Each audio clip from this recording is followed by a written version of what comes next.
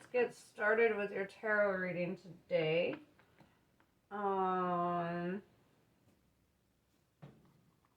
Let's see what is going on for you guys.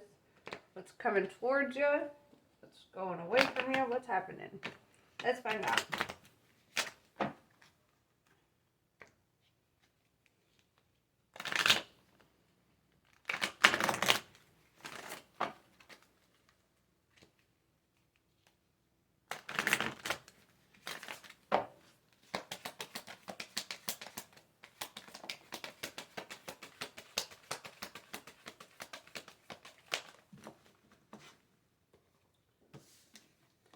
Star Brothers, Horus energy, protection, loyalty, safety, and trust. So, right now you might be connecting with your soul tribe, really getting that, feeling that sense of, community and really protectedness, So let's see. What do the cards have to say about it? Alright, alright.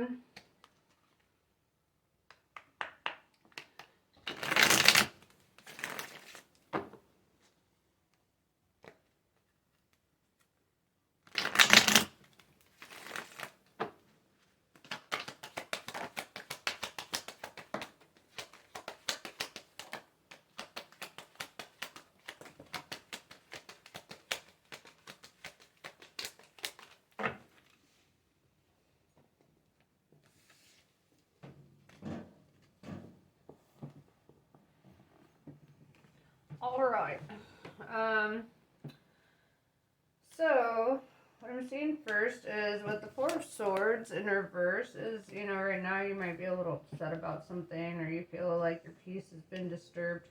The reason for that is the Blasted Tower, right?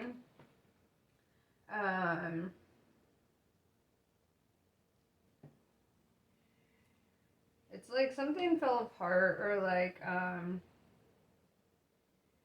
a situation. With the Princess of Wands, right? Wands being fire energy too. It's Princess of Wands is showing up in reverse, and what I'm seeing here is almost like a refusal to look at the truth of a situation, and that's what caused this tower to happen. I see that you're really unhappy at this time. The Eight of Pentacles, right? Really focused on your work, really just trying to get back into the game. Six of Cups in reverse. It's like you're starting to take life a little too seriously. You need to ease up on that. Trying to be too much of a grown-up can be really detrimental to your situation. I feel like you really need to be in touch with your inner child. You need to be imaginative. You need to be creative at this time. King of Pentacles in reverse. Yeah, it feels like there's a person or an energy of somebody just kind of like letting you go or cutting you off in some way.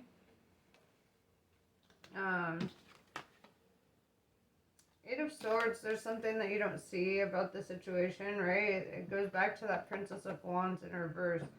Whether you're male or female, it does not matter.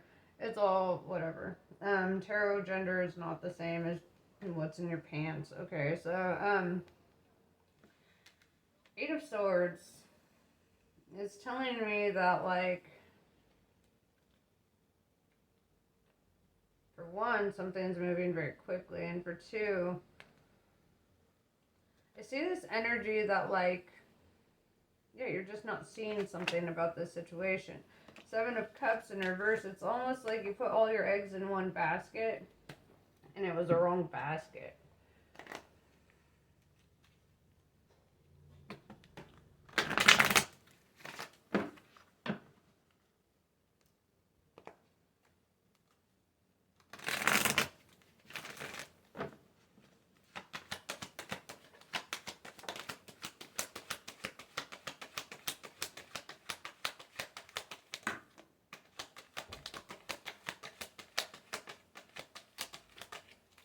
Knight of Pentacles. If you notice, this knight is all reared up and ready to go, but the horse itself is not moving. And it's almost like you've been waiting for like an offer or some sort of decision to be made. Two Pentacles. But it's like you're refusing to acknowledge that the decision was already made. It just wasn't the decision that you liked, unfortunately. Ten of Pentacles in reverse. Yeah, it's like you have to let go of something that you once felt was your wish fulfillment. Knight of Cups in reverse. Tells me like you're emotionally pulling back from a situation. Ace of Pentacles tells me that you're going to be receiving an offer, right? Or taking up a new opportunity. Seven of Pentacles in reverse tells me that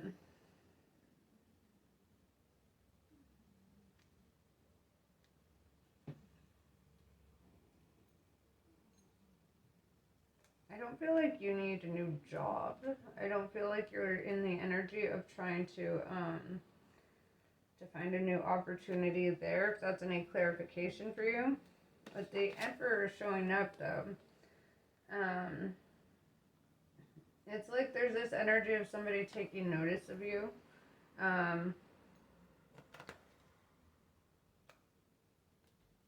This could be a boss, or it could be, you know, a divine masculine in your life, whether that's male or female. How it resonates with you.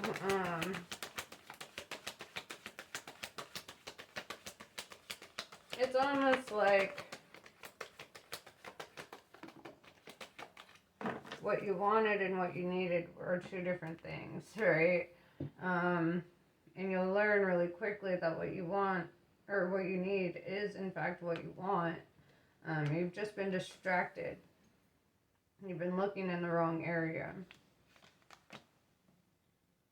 Yeah, Nine of Swords. This card really talks about like struggling to, you know, be at peace, like staying up at night, worried about something. And here's the thing. Your divine counterpart, the person who's meant for you, won't put you in that mindset, right? You're not going to be feeling like there, you know. They'll bring positive energy, positive growth, positive, you know, they're not going to leave you in a state of despair.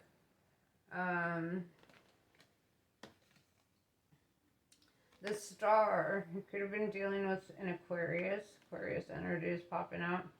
Could be dealing with an Aries, Emperor is popping out too.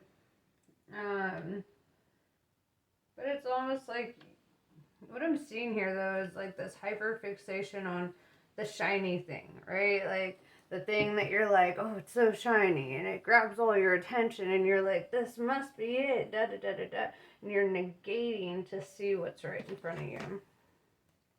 Yeah, Five of Cups tells me that this is like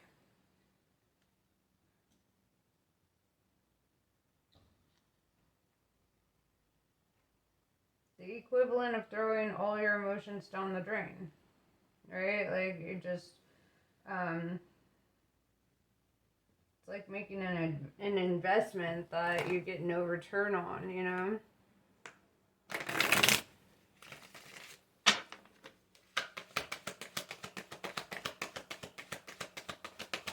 And ironically, there's also a star or an upside down star, pentagram, in the center of the Five of Cups. So if it is an Aquarius, you could have been wasting your feelings, your emotions on an Aquarius, or wasting your time with an Aquarius. Aquarians, okay, I am an Aquarius. I can tell you a bit about them. Aquarians have this running joke. Okay, there's a running joke about Aquarians where, you know, the people joke and say that Aquarius were born with two brains rather than a brain and a heart, right? Because even when they do have feelings, they will intellectualize their feelings so much that they become nothing more than a thought, right? It's no longer a feeling. It's a thought process, right? Believe me, they can talk themselves out of any feeling in the world. Also, Aquarians are very sharp, very cold, very, seemingly unfeeling, right? And it's not that they don't feel, it's like, their version of love is just different than most, right? If you look at a wheel, a zodiac wheel, you'll see Aquarius on one side and directly across is Leo, right? They're polarities, meaning very opposite energy, right? Yin and yang. But I wouldn't even say it's like, in your case, you're experiencing a lot of this yin energy in the Aquarian. When an Aquarian is in yin energy, they're not all about their feelings. They're not all about, trying to make something happen there.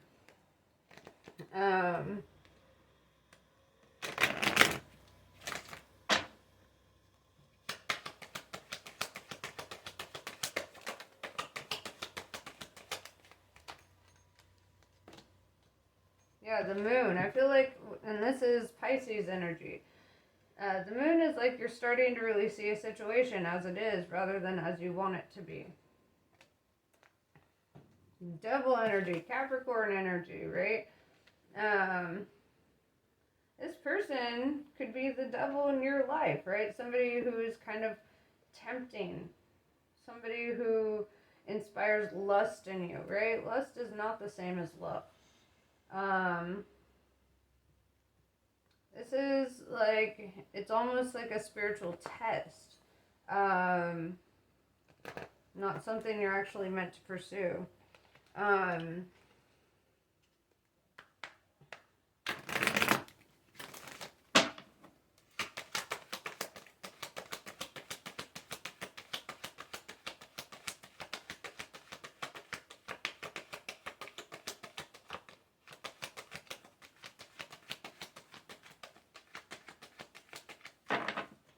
It's distracting you from the real deal, the thing that you're ignoring currently, or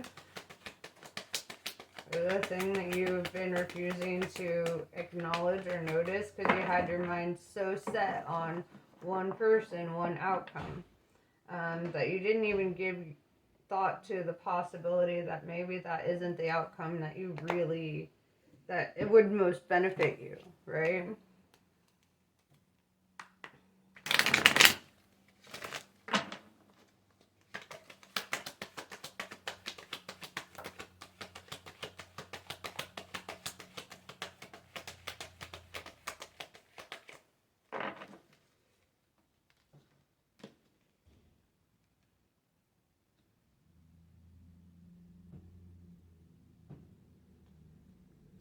Four of Cups in reverse is like the energy of feeling rejected. Like you were already kind of refused, or vice versa, you already refused them, I don't know, but the energy where it belongs. Nine of Wands is this guarded ass energy. And I feel like this is kind of coming from the person that you were dealing with. Like they were so guarded and you wanted them to be more receptive to your love, your affection, your time. You might have thought this is your twin flame. The thing about twin flames, though, is yes, they're a learning thing, but your false twin flame feels like a twin flame. The difference is they don't ever actually come for you in that way. They don't ever actually pursue that romantic thing with you. That was a really freaking harsh lesson for me. And I had to learn that lesson with a Leo, okay? With a Leo, my false twin flame was a Leo, so it's almost funny. It's like watching the reverse of what I went through. And it heavily, like, I get it, dude. I get it. This is fucking rough.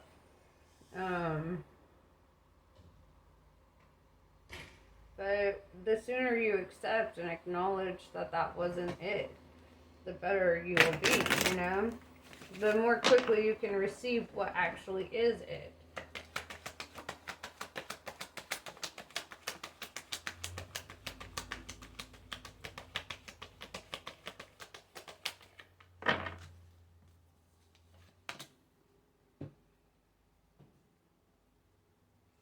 Seven of Wands in reverse is this refusal to even look at another option.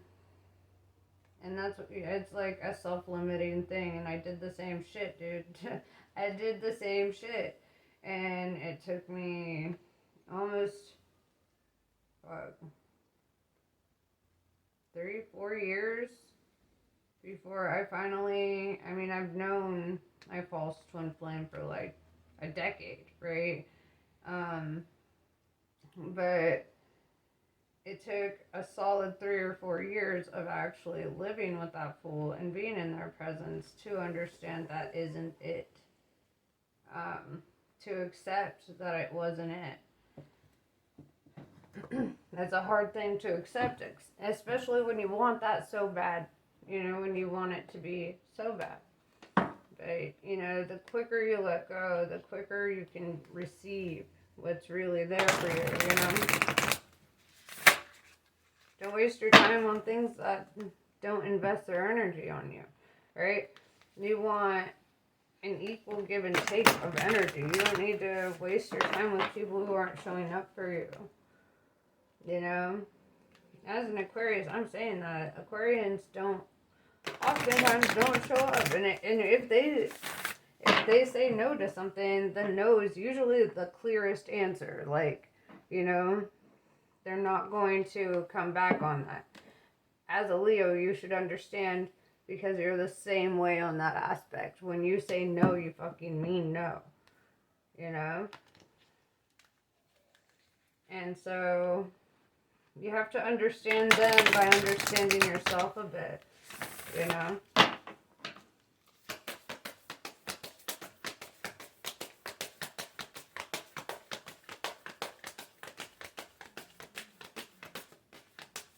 The false twin flame always shows up before the real thing.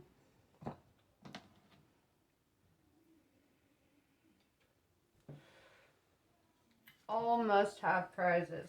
Trying to please everyone. Right? So if you're in this people pleasing energy, automatically that's not true to your character, true to who you are. You're not born to be a people pleaser. You know, you're born to be you, authentically you.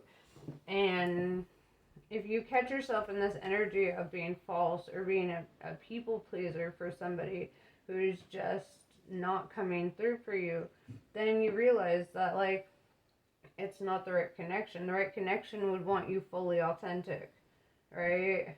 They wouldn't want you going out of your way to, like, people please. Clock time, pressure, and inner rush.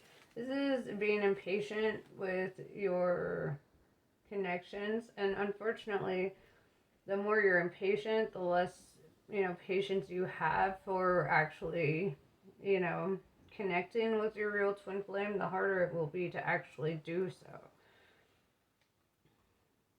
The right way, learning to create what you desire, right?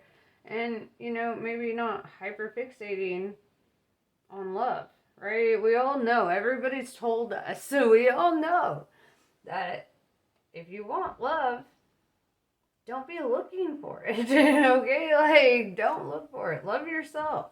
Invest love in yourself. It's the law of attraction. Where you put energy is where energy goes. If you're putting energy into another person, that energy is flowing away from you into them, right? So love will go to them, but it ain't coming back to you, right? So you've got to invest all your energy in yourself, and then all your love into yourself, and it will attract love towards yourself. And I mean authentic love, not just that egotistical, narcissistic, oh, I love myself. No, love is actions, all right? Love is eating right. Love is going to bed at the right time, you know? Self-discipline, taking a shower, like exercising, doing the things, you know, showing up for yourself in ways that you're putting in work for you. When you can put in work for you like that, rather than trying to invest all of the work and energy into somebody else, then the real thing will show up for you. It's always tea time. Eternity, endless moments, repetition, right? You're repeating a cycle here, right? You're repeating a cycle. And you're getting bored with this cycle. And you need to, if how do I better put it? Like, you need to invest all your love energy into yourself at this time. When you project it outward and you're just trying to invest so much into somebody else, then you end up hustling yourself in a way because you're taking from your own cup to fill somebody else's cup, right? And that person's cup is probably already full, and you're not considering that possibility when you continuously go back to get hurt again. Manage to be glad. Create your own happiness regardless of conditions, right?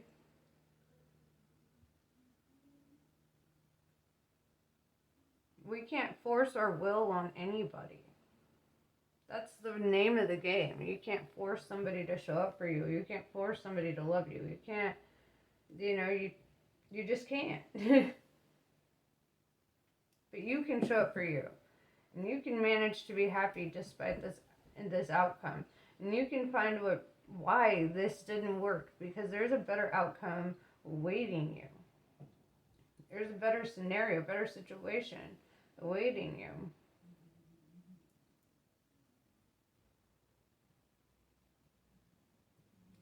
You can't know how great it's going to be if you're not receptive to it. If you're so fixated on one potential outcome. And the more you hyperfixate on it, the further and further and further and further away it goes. That's the law of attraction too. The further and further and further and further away it goes. Focus on you. Love you. And then all that energy will come back towards you, right? That love energy is going to find you. But if you're sitting there, I'm too picky, da-da-da-da-da, and you literally don't give anyone a chance because you think you're too good for everybody, except for this one potential outcome, then you're really shutting yourself off and not being receptive to what could be the best gift of your life. And you have to ask yourself, are you even worthy of being as picky as you are? Right?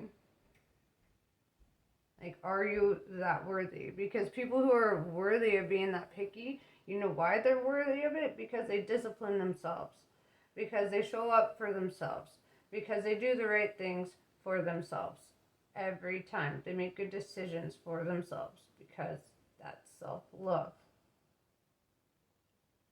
And if you can't even do that for you, what makes you worthy of another person? Because you won't be able to show up for them either when push comes to shove. Because you're negating yourself. You're depleting your own jar. It's like, and I'm only telling you from experience, bro. I'm only telling you because I was in that situation and I felt how you feel, right? And I know I'm coming off as harsh, but sometimes we need that. We need it to be very honest and open and real,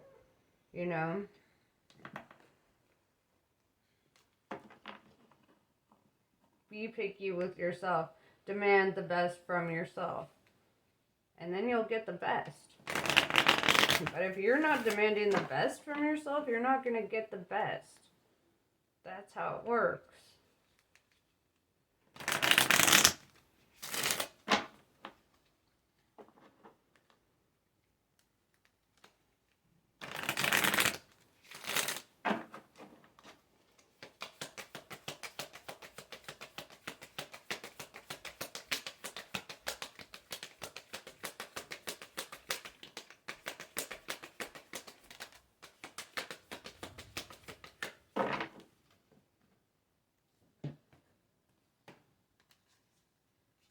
Chinnamasta.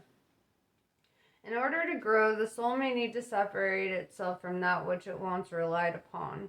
Oppression will be overcome. Do not cling to what has been. Sometimes the best way to heal from the past is to cut it off completely and focus on inner regeneration and reorientation toward a more fulfilling future.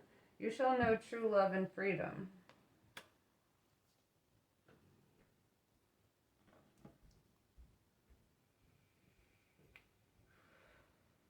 Let me repeat that.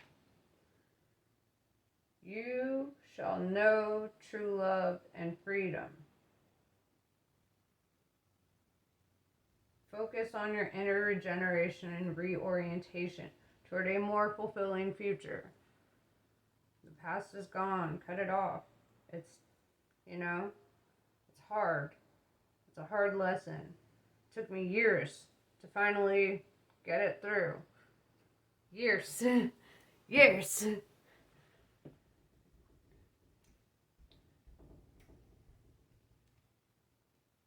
And it's honestly better to learn this lesson now rather than going through years and years of pain and suffering for nothing.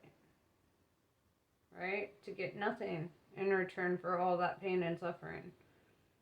It's self-inflicted wounds, right? Self-inflicted emotional wounds. That's pretty much what I have for you. I hope this was helpful. Namaste. I love you guys, and I will see you later.